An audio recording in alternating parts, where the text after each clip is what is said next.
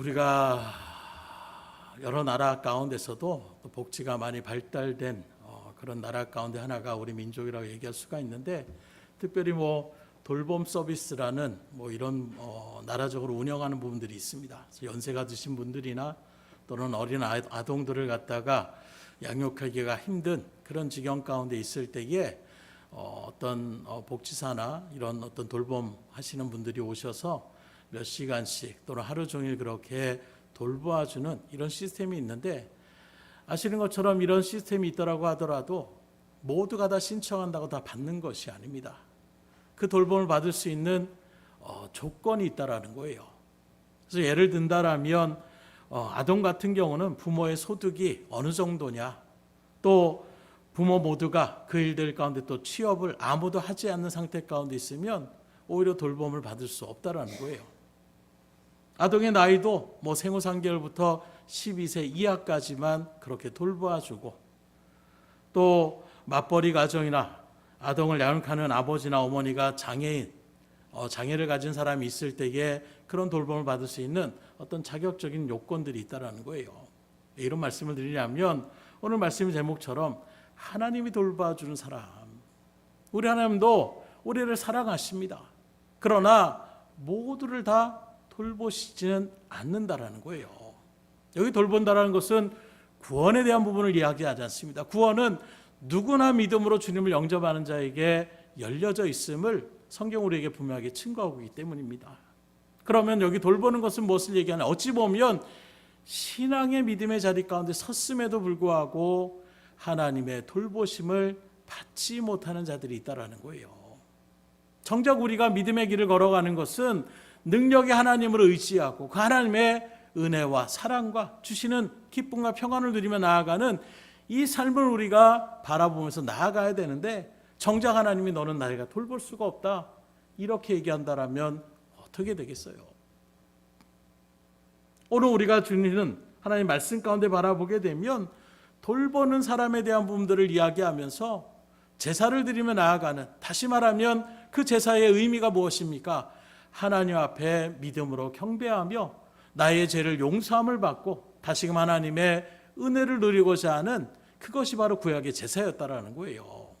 오늘날로 얘기하면 예배라고 할 수가 있는 것입니다. 그런데 오늘 하나님의 말씀 가운데에 우리가 3절로부터 쭉 바라보게 되면 거친 단어들이 막 나오는 것 같아요. 살인의 암, 돼지 피, 개의 목을 꺾고, 왜 하나님이 이렇게까지 강력하게 이야기를 하십니까? 지금 이스라엘 백성들 주의 일들 가운데 믿음의 온전한 삶의 모습으로 주의 말씀을 따라 제사장의 나라로서 믿음의 백성다운 모습을 여타의 민족들에게 그렇게 보여주는 그런 민족으로 주님께서 선택하여 주셨는데, 정작 그들이 세상의 영향을 받고 우상숭배에 빠지며 제사를 갖다가 형식적으로만 드리며 나아가는 이런 모습들이 있다라는 거예요. 이런 모습들을 바라볼 때에 오늘 우리가 드려지는 예배 역시도 우리가 예배의 자리 가운데 있다라고 해서 그 예배를 다 흡양하시는 것이 아닙니다. 하나님 앞에 온전함으로 드려지는 예배야말로 하나님께서 기쁨으로 흡양하시지만, 오히려 하나님의 자리 가운데서 엉뚱한 일들 가운데 선다라면 우리 하나님의 책망을 받고 심지어 심판의 자리에 설 수 있다는 것을 우리가 생각하시며, 오늘 이 말씀을 잘 귀를 기울이시고 우리가 정말 하나님의 은혜 가운데에 진정한 예배를 주님 앞에 드리고 있는지, 또 주의 일들 가운데 우리가 나아가게 되면 이 세상에서도 여러 조건이 충족됐을 때에 그런 여러 가지 시스템의 어떤 일들을 우리가 누리며 나갈 수 있는 것처럼 하나님의 돌보심을 받을 수 있는 저 여러분들이 될 수 있기를 주님으로 축복합니다. 그러면 하나님의 돌보심을 어떤 사람이 받고 있는가? 첫째는 마음이 가난한 사람을 하나님이 돌보신다라고 말씀하고 있어요. 오늘 2절 중반절에 바라보면 무릇 마음이 가난하고 이렇게 얘기하고 있습니다. 마음이 가난한 사람을 내가 돌보겠다. 그러면 여기 마음이 가난한 사람은 누굴 얘기하고 있습니까? 물질적인 어떤 궁핍함에 있는 사람입니까? 일할 능력이 없는 사람입니까? 아니면 고아와 과부 같은 그런 빈곤층에 있는 사람들을 이야기하고 있습니까? 물론 그들 가운데서도 마음이 가난한 사람이 있습니다. 그러나 여기 특별히 그냥 가난하다는 것이 아니라 마음이 가난하다는 것이 더 중요하다는 거예요. 곧 육신적으로는 빈곤과 궁핍감 가운데 있지만 오히려 마음이 탐욕스러운 사람들도 있다라는 거예요. 오늘 뉴스를 바라보니까 제주도까지 그렇게 가가지고 20대, 10대 그렇게 모여가지고 금은방을 갖다가 돌을 던져가지고 깨트리고 들어가서 6천여 아파트를 그렇게 훔쳐서 달아났다. 그리고서 왜 그랬느냐? 자기들의 생활비가 좀 부족해서 그랬다. 아니 기껏 여행 가가지고 하는 생각이 그 유흥비나 이런 것들을 위해서 도둑질하며 나아가는, 당장의 어떤 물질은 없지만 그 마음에 뭐가 있습니까? 욕심이 가득한 거예요. 탐욕이 가득한 것입니다. 인간적인 생각이 가득하니까 그런 일들 속에서도 얼마든지 잘못된 이런 일들 가운데 서는 사람들이 있다라는 거예요. 그러기에 마음이 가난하다는 의미를 우리가 분명하게 알아야 되는데, 여기 마음이 가난하다는 것은 오직 하나님만을 의지하고 바라보는 그 심령을 얘기하고 있는 것입니다. 곧 세상의 어떤 것들 가운데에 마음을 쏟는 것이 아니라 나는 하나님이 아니면 안 됩니다. 하나님만이 나를 붙잡아 주셔야 됩니다. 하나님이 나를 보호해 주셔야 됩니다. 그 갈급한 심령의 마음이 바로 마음이 가난한 자라는 것을 이야기하고 있는 것입니다. 이런 사람들은 어떤 사람입니까? 내가 충분히 뭘 할 수 있다고 생각하는 사람은 이런 가난한 마음을 가질 수가 없는 거예요. 스스로가 나는 무익한 존재고 나는 죄인이며 하나님이 나를 불쌍히 여겨주시고 하나님이 나를 용서해 주지 않으면 결코 살아갈 수 없는 존재임을 인지하는 사람, 예수님의 비유 가운데에 바로 세리와 같은 사람이 마음이 가난한 사람이라고 얘기할 수가 있는 거예요. 오히려 바리새인은 어땠습니까? 하나님의 율법을 정확하게 지켜나간다라고, 나 예배 빠진 적 없고 헌금도 많이 드렸고 봉사도 많이 했고 헌신도 많이 했으니까 하나님 복 주세요, 이렇게 이야기하는 모습이 아니라 하나님 나는 죄인입니다. 내가 감히 하나님 앞에 나아갈 수도 없는 존재입니다. 하나님 나를 불쌍히 여겨주십시오. 하나님이 용서하지 않으면 나는 결코 살아갈 수 있는 존재가 아님을 철저하게 인정하며 나가는 그 심령이 바로 마음이 가난한 자라고 이야기하고 있는 것입니다. 그러게 이렇게 마음이 가난한 사람은 하루도 하나님 없이는 살아갈 수가 없는 사람을 얘기하고 있어요. 오늘 여러분들은 심령이 가난한 사람입니까? 마음이 가난한 사람입니까? 오늘 한날을 돌아볼 때에 하나님이 없어도 되는 삶을 살았습니까? 하나님 없으면 안 된다라는 그 심령으로 여러분들이 살아가셨습니까? 하나님을 늘 찾고 나아가는 그 심령을 하나님이 돌보아 주시는 거예요. 하나님을 찾지도 않고 하나님 필요 없다라고 거부하며 나가는 그런 발걸음 가운데 하나님은 은혜를 끼치는 것이 아닙니다. 그러기에 하나님 없이는 살 수 없다는 이런 사람들은 하나님의 말씀을 들으면 그 말씀에 순종하는데 생명까지 거는 사람들이에요. 수많은 선지자들, 수많은 선교사들이 바로 그러한 길을 걸어가고 있는 것입니다. 하나님의 뜻, 그 하나님의 말씀을 내가 듣지 않고, 그럼 하나님이 나를 듣지 않고 하나님 나를 붙잡아 주지 않는데 내가 어떻게 하나님의 뜻을 거스를 수가 있겠습니까? 심령이 가난한 사람은 주님의 뜻을 거스르며 살 수가 없는 거예요.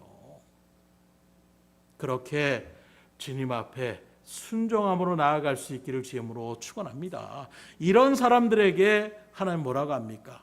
천국이 저희 것이라고 말씀하고 있어요.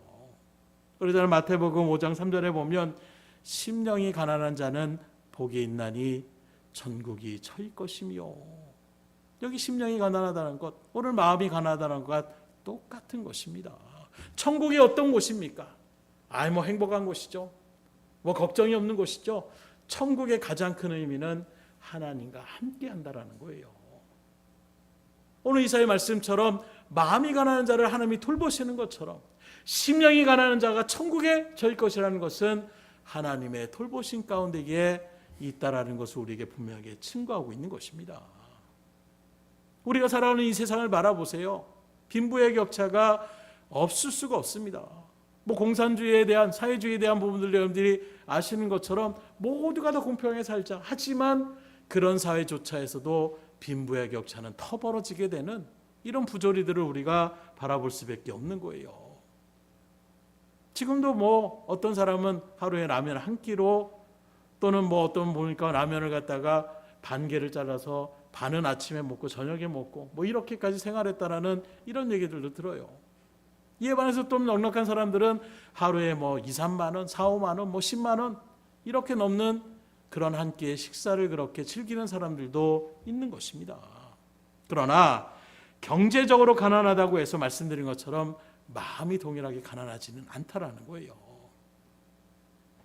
경제적인 여유가 있다라고 해서 또 마음이 부자인 것이 아닌 것도 우리가 바라볼 수가 있는 것입니다. 다시 말하면 요는 물질에 대한 부분을 얘기하는 것이 아니라 우리의 심령이 정말로 하나님을 붙잡고 나아가는, 하나님 아니면 안 된다라고, 하나님이 나를 붙잡으시면 안 된다라는 그 심령의 마음으로 우리가 살아가고 있느냐, 그런 신앙의 길을 걸어가고 있느냐, 이것이 중요하다라는 거예요.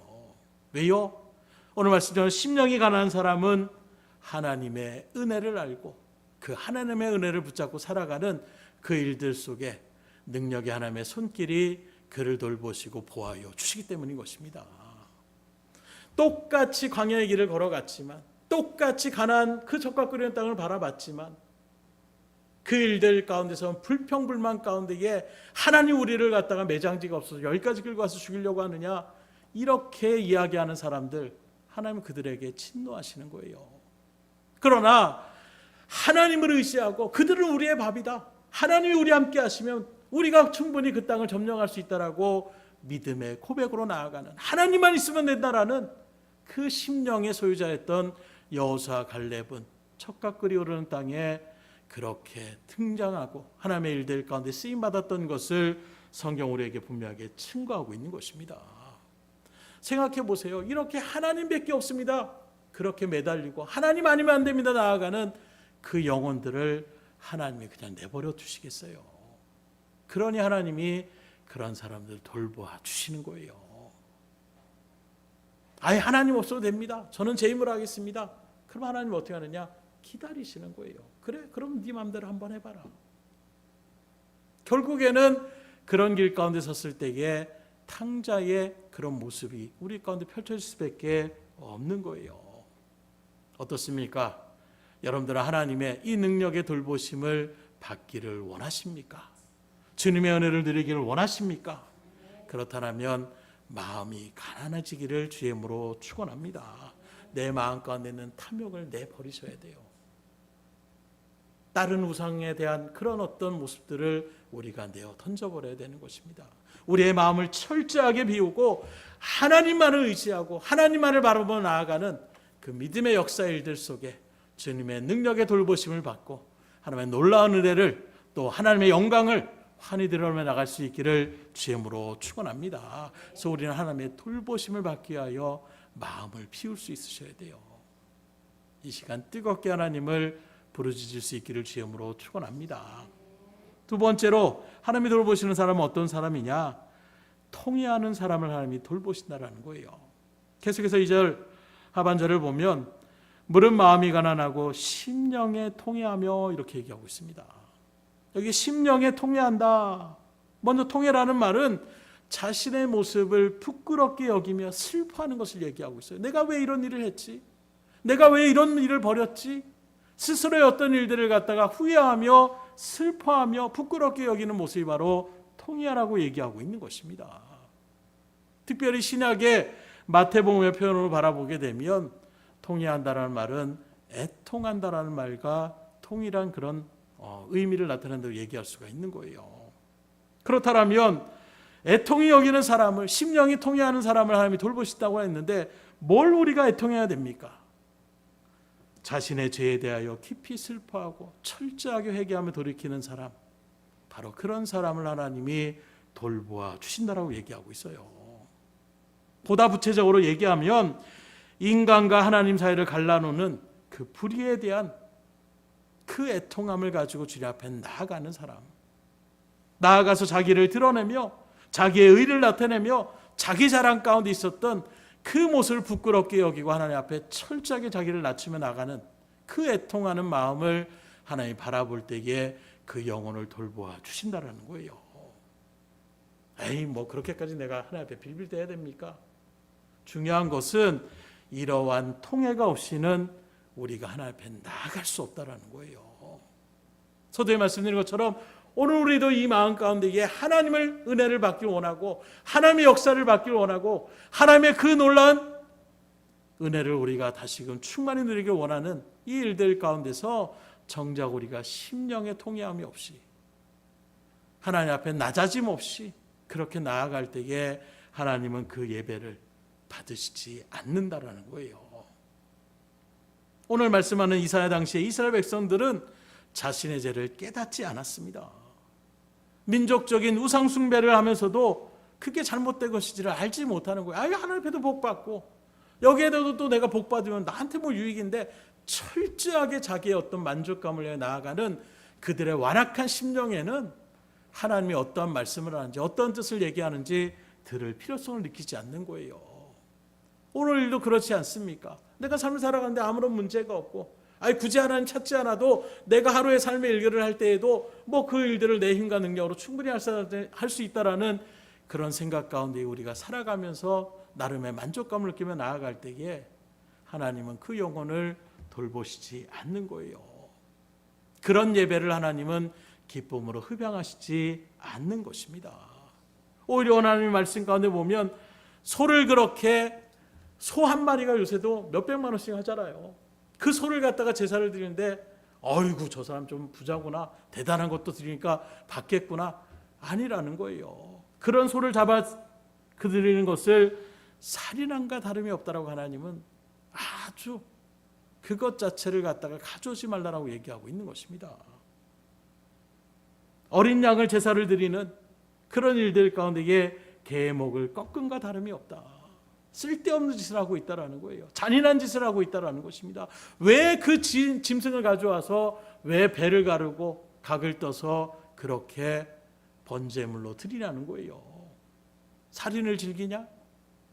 잔인함 가운데에 짐승의 울부짖음을 즐거움으로 듣느냐? 오늘 우리가 정정 예배를 드리러 나아가는 이 순간에서도 오히려 하나님 앞에 바라보는 그 믿음의 간절함과 마음의 심령의 감난함과 나에게 하나님 정말 주의 뜻 가운데 살지 못하고 또 하나님의 뜻대로 살지 못했던 통회함의 심령으로 주님 앞에 나아가며 은혜를 갈급하여 나아가야 되는데 오늘 저 사람 또 왜 저래? 오늘은 왜 저 모양이야? 딴 사람들을 판단하고 비판하고 이런저런 일들 가운데에 마음의 완악함으로 가득 차 있다라면 하나님이 그 예배를 온전하게 흡양하실 수 있겠냐라는 거예요. 오늘 하나님은 그런 제사를 받지 않는다라는 거예요. 예물은 돼지의 피와 다름이 없고 하나님 앞에 물질을 드리면 뭐합니까? 하나님이 쓸모없는 돼지의 피처럼 그런 것을 받지 않는다라는 것입니다. 분향하는 것은 우상을 찬송함과 다름이 없이 행하는 그들, 하나님을 찾는 것, 분향한다는 것은 하나님 앞에 예배를 드리는 것을 얘기하고 있는 거예요. 그런데 하나님의 편에서는 또 다른 우상 숭배와 같은 모양을 취하고 있는 것입니다. 정말로 하나님을 찾는 갈급한 심령이 아니라 하나님의 은혜를 사모하는 심령이 아니라 내가 이런 일들 가운데 이런 문제 해결해주고 저런 일들 가운데 나를 도와주고 그저 세상에 고목나무 앞에서 우리 가정 잘되게 해주세요, 뭐 하늘에 떠는 태양을 바라보면서 우리 가족 건강하게 해주세요, 이런 일들과 똑같은 일들을 진행한다라고 하나님이 강력하게 말씀하고 있는 거예요. 오늘 우리의 예배가 정말로 하나님 앞에 합당한 예배가 될 수 있기를 주님으로 축원합니다. 주의 일들 가운데 우리가 온전한 모습으로 나가지 않으면 그저 이 자리에 앉는 것이 전부가 아니라는 거예요. 이사야 당시에 나타났던 그들, 죄를 깨닫지 못하는 모습 가운데 하나님이 이렇게 강력하게 그들에게 그런 제사를 내가 받지도 않고 연락하지도 않겠다라고 분명하게 얘기하고 있는 거예요. 그러나 모두가 또 그런 것은 아닙니다. 그 시대 가운데서도 경건한 사람들 앞에 철저하게 통회합니다. 자신의 모습뿐만 아니라 민족의 잘못들을 바라보며 애통히 여기며 하나님 이 민족을 하나님의 말씀의 뜻 가운데 살게 해달라고 부르짖어 나가는 그 영혼들, 그런 사람들에게 하나님의 큰 위로가 또한 임하였음을 우리에게 친구하고 있는 거예요. 그러니 시대를 탓하고 환경을 탓하고 사람을 탓하지 마십시오. 나의 심령이 그 모든 일들 가운데서도 하나님을 붙잡는 믿음의 자리 가운데 서 있으면 하나님은 그 영혼을 통하여 믿음의 역사를 이루어 나가신다는 것입니다. 우리가 아는 가룟 유다와 베드로, 어쩌면 둘 다 예수님을 배반한 사람들이에요. 또 어떻게 보면 가룟 유다보다도 베드로가 더 못되게 아예 예수님의 귀에 들리도록 저렇게 저주받을 인간과는 나는 상관이 없는 사람입니다. 이렇게까지 얘기했던 베드로의 모습이 어쩌면 가룟 유다보다도 더 큰 어떤 잘못을 저질렀던 그런 모습일 수도 있는 것입니다. 그러나 이 둘의 큰 차이는 어떻게 발견되느냐? 그 즉시 예수님의 그 시선을 맞닥뜨린 베드로는 그 바깥으로 나가서 자기의 모든 잘못들을 통회하면서 울부짖으며 용서를 구하는 것입니다. 그러나 가룟 유다는 어떻게 합니까? 기껏한 것이 통회하는 그런 기도가 아니라 받았던 그 재물 그냥 나 이거 못 받겠습니다. 양심의 가책으로 그렇게 나가는 모습, 이런 모습으로 나아갔을 때 결국에는 어떻게 됩니까? 비참한 말로를 성경 우리에게 분명하게 증거하고 있는 거예요. 곧 마지막까지도 돌이킬 수 있는 그 기회를 가룟 유다는 놓친 것입니다. 예수님을 팔려고 했던 그 마음의 인들 속에서 주님이 계속해서 기회를 줬습니다. 또 어쩌면 베드로의 상황 가운데 바라보게 되면 그 일들 가운데 돌이켜서 내가 주님을 팔았던 이건 너무나 잘못된 것이라고 통회할 수 있는 마지막 기회조차도 그는 그것을 잃어버리고 어떻게 됩니까? 스스로의 어떤 마음 가운데서 목을 메어서 스스로 죽으려고 하며 나아갔던, 끝까지 돌이키지 않는 거예요. 그냥 이런 일들 가운데 내 마음, 이 괴로움 그냥 잊어버리고자 하는 스스로 이 세상의 여타의 잘못된 그런 선택과 같이 죽으면 끝나지 하는 마음으로 목을 맸는데 그조차도 어떻게 됩니까? 줄이 끊어져서 떨어지는 그 속에 창자가 터져서 그렇게 흘러나오는, 말 그대로 그 처참한 모습들을 한번 생각해 보세요.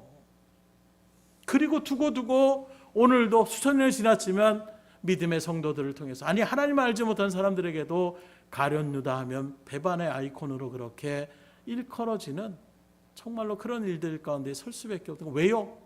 그는 회개할 기회를 놓쳤기 때문이에요. 돌이킬 수 있을 때 돌이킬 수 있기를 주님으로 축원합니다. 그럼 하나님이 은혜를 주시는 거예요.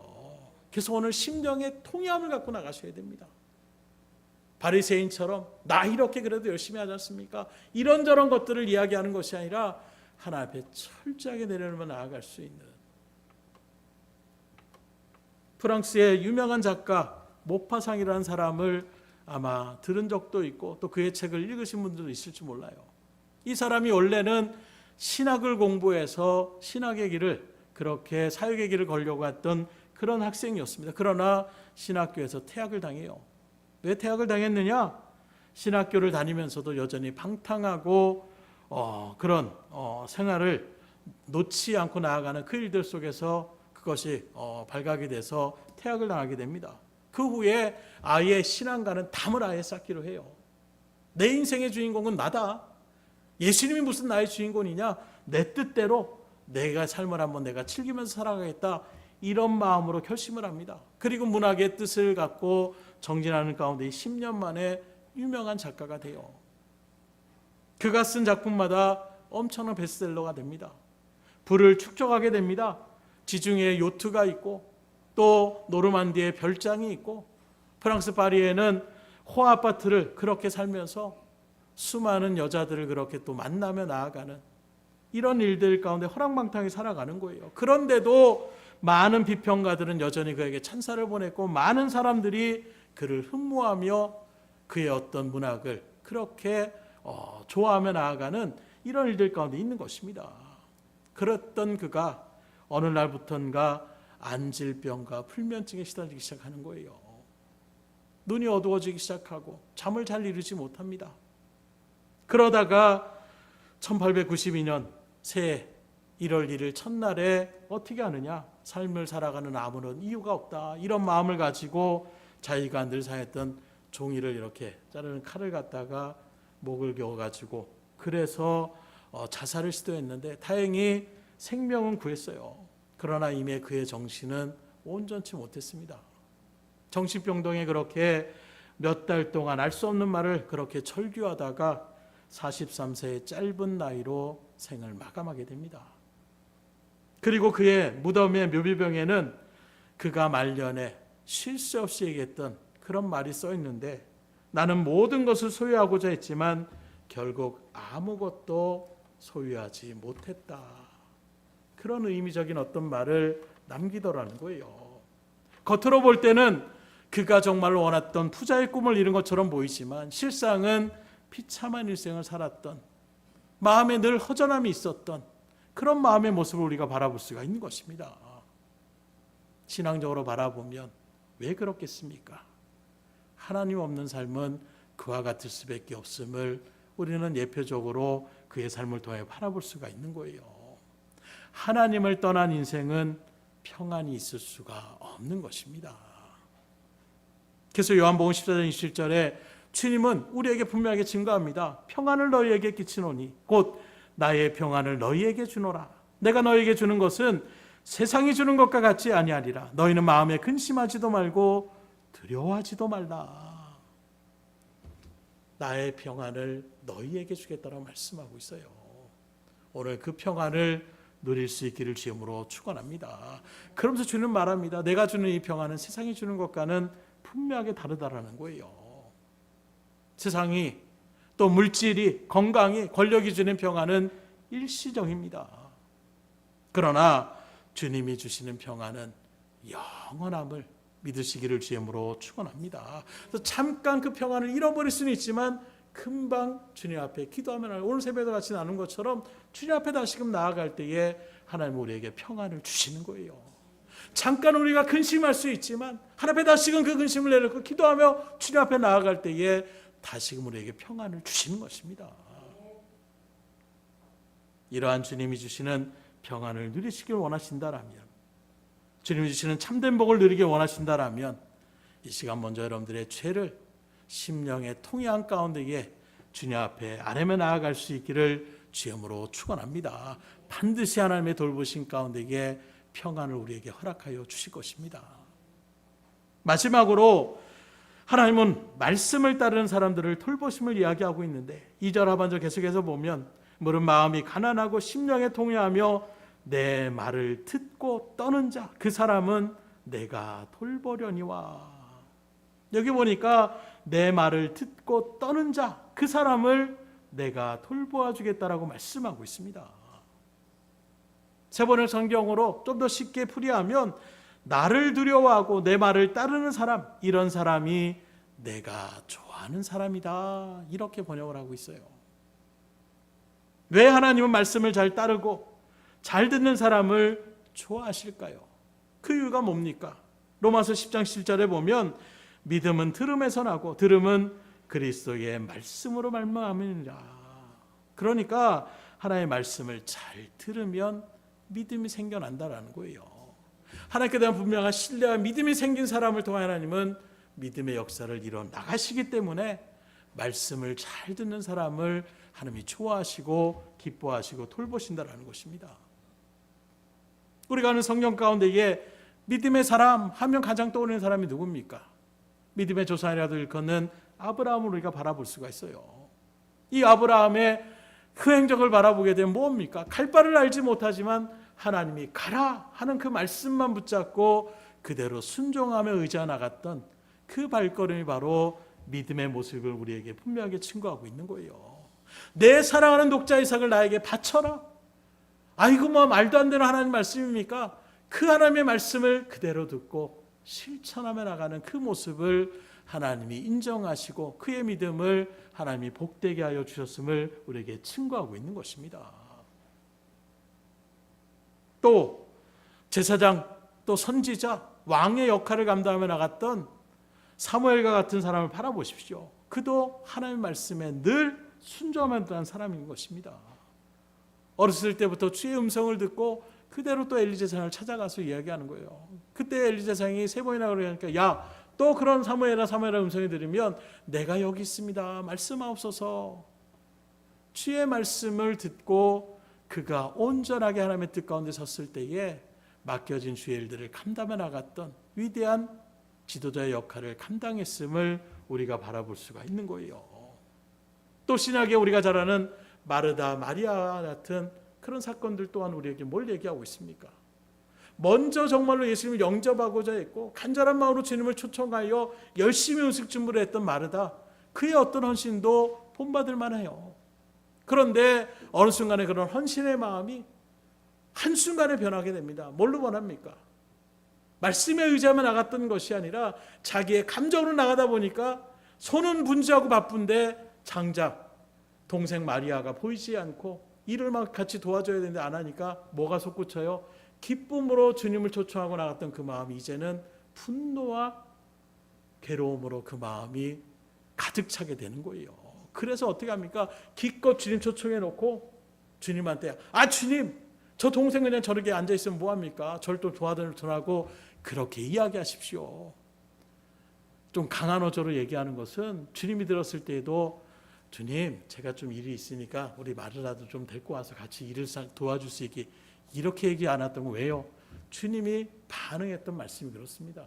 많은 것을 네가 준비했지만 오히려 마리아는 좋은 것을 선택하여 이 자리에 있기 때문에 오히려 주님 앞에 칭찬을 받게 되는 것입니다. 곧 주의 말씀을 듣고자 하는 마음이 간절했던 거예요. 그 주님만을 따르고자 하는 주님의 음성이 들려지는 그 마음을 그 말씀을 마음에 새기고 그렇게 살아야지 하는 그 심령의 갈급함으로 나아가는 그 마리아를 주님은 칭찬하셨음을 우리에게 증거하고 있는 것입니다.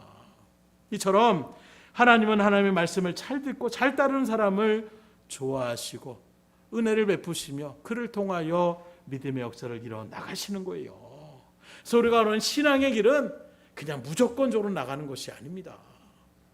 믿음에 근거하여 우리가 나아가셔야 되는 거예요. 왜 교회 다니십니까? 남들 다니니까 이렇게 얘기하셔야 되겠습니까? 기도 왜 합니까? 기도 하나님이 하라고 했으면 합니다. 이렇게 우리가 반응해서야 되겠냐라는 거예요. 분명한 우리의 믿음의 확신, 우리가 주님 앞에 부르짖어 나갈 때에 하나님이 우리의 기도에 응답하여 주시고 우리의 기도를 주님께서 들어주실 때에 그 어떤 문제도 해결할 수 있다는 분명한 믿음의 확신이 있는 사람은 기도의 자리를 놓칠 수가 없는 거예요. 근데 그냥 아이들한테 무조건 기도해야 돼. 식사할 때마다 기도해야 돼. 감사기도해야 돼. 우리 아이들도 마치 주문처럼 그렇게 기도하는 모습들이 있어요. 그러나 그런 마음의 일들이 어느 순간에 주님의 은혜를 믿음으로 온전하게 체험하게 되면 기도의 내용이 변하기 시작하는 거예요. 왜요? 하나님이 들으신다라는 분명한 믿음의 확신이 있으니까. 그렇게 나아갈 때 하나님은 역사하여 주시는 것입니다. 그러니 환경을 보지 말고 하나님의 말씀에 의지하여 나아갈 수 있기를 주임으로 축원합니다. 요단강물 가운데에 제사장들 보고 그 벗게 메고 먼저 가. 지금 물이 찰랑찰랑하며 나아가는 일들 속에서 그러다가 벗게 막 흘러 떠나가면 우리 수영도 못하는데 빠져 죽으면 어떡합니까? 그냥 말씀에 의지하여 들어갈 때에 믿음의 역사가 일어나는 것 우리가 성경을 통해서 분명히 알잖아요. 그런데 우리는 여전히 오늘날 생각을 하면서도 지금은 기도하고 싶어도 내가 시간이 없어요. 하나님 앞에 봉사하고 싶어도 제가 바쁜 일이 있습니다. 우리는 환경을 얼마나 내세우는 것을 아무렇지도 않게 그리고 그렇기 때문에 하나님도 이해해 주시겠지. 역으로 얘기한다라면 가라. 물이 찬데요. 좀 몸 좀 적시고. 좀 저렇게 돌아가면 안 됩니까? 이렇게 저렇게 얘기하며 우리가 수요예배 가운데 나눴던 고라의 일당들의 모습 바라보세요. 하나님께서 그 직분을 주시고 하나님께서 그 모든 일들을 일방적으로 주시는 그 일들 가운데서 나는 그게 마음에 안 든다라는 거예요. 하나님 나도 능력이 있는데 나도 이만큼 할 수 있는데 이렇게 주님의 뜻을 거스르며 나가는 하나님 좀 조율해 봅시다. 이렇게 나갔던 그들의 모습 결국에는 어떻게 됩니까? 하나님의 심판의 자리 가운데 설 수밖에 없음을 성경 우리에게 분명히 증거하고 있잖아요. 그런데도 환경을 탓하고 어떤 주변의 상황 때문에 이런저런 변명과 핑계가 주님 앞에 그대로 이해되고 상달될 것처럼 우리가 생각하며 나가시겠습니까? 철저하게 말씀에 의지하여 순종하며 나갈 수 있기를 주임으로 축원합니다. 청그러면 베드로처럼 그물을 깊은 데에 가서 던지라. 그때 베드로가 뭐라고 합니까? 상식적으로 맞지 않는 일이에요. 뱃사람을 잠겨놓은 베드로의 입장에서는 아침에 그 밝은 날에 깊은 곳에 던져봤자 아무런 소용도 없습니다. 그러나 말씀에 의지하여 던지겠습니다. 그 이면에는 이건 말도 안 되는 그런 짓이지만 그래도 뭔가 말씀을 들으니까 능력 있는 분처럼 부르니까 그냥 내 순종하는 마음으로 던지겠습니다. 그래도 하나님 역사하시잖아요. 말씀을 믿고 순종해 보십시오. 반드시 하나님이 역사하여 주십니다.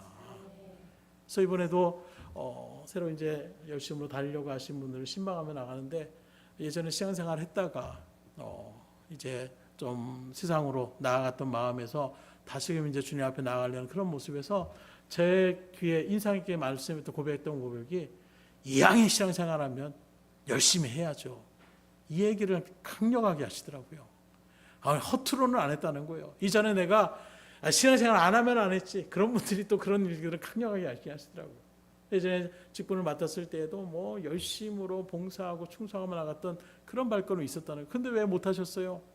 마음에 상처가 있고 여러 가지 일들 때문에 다 그런저런 일들의 이유가 분명히 있습니다. 그러나 그 마음을 다시 하나님께서 붙잡아 주셨을 때에 이제는 어떻게 합니까? 대충 하며 나가는 신앙이 아니라 정말로 내가 이왕이면 하나님 앞에 열심으로 하는 그런 발걸음 가운데 나아가야지 계속해서 그 말씀에 고백을 하시더라고요. 이왕에 우리가 신앙의 길을 걸어가셨다라면 최선을 다해 나아갈 수 있기를 주님으로 축원합니다. 적당히 하는 모습 가운데 설 때에 오히려 우리가 넘어질 때가 더 많이 있는 거예요.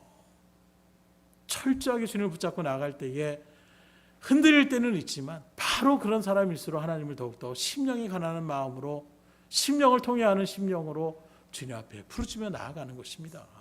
그러니 하나님이 역사하시지 않겠냐라는 거예요. 주님께서 오늘 우리에게 요구하시는 것은 전적인 신뢰예요. 의심하지 말라라는 것입니다. 우리가 민수기를 계속해서 상고하는 것처럼 이스라엘 백성들에게도 하나님께서 말씀하는 것이 아직도 못 믿느냐는 거예요. 그렇게까지 내가 기적과 이적을 행했는데도 아직도 못 믿느냐고 하나님께서 그들을 책망하시는 모습을 우리가 바라볼 수 있습니다. 그 책망이 오늘 여러분들에게 똑같이 주님께서 물어보시지 않겠습니까? 너 아직도 날 못 믿겠냐? 이렇게까지 네가 체험을 했는데 아직도 나를 못 믿겠느냐? 하나님께서 여러분들에게 그렇게 말씀하고 있다면 어떻게 되겠습니까? 주님을 내가 믿습니다. 하나님 능력이 하는 것을 내가 믿습니다. 그 모든 것도 주님이 하시면 할 수 있음을 내가 믿으로 확실합니다. 분명한 믿음의 고백과 행함을 통하여 귀한 믿음의 역사 가운데 있기를 주님으로 축원합니다. 말씀을 드립니다. 오늘 우리가 주의 일들을 걸어가는 이 신앙의 여정의 일들 속에서 돌봄을 받는 사람이 되셔야 돼요. 하나님의 돌보심을 받는 사람이 돼야지 오히려 하나님의 손보심을 당하는 사람이 되서는 안 됩니다.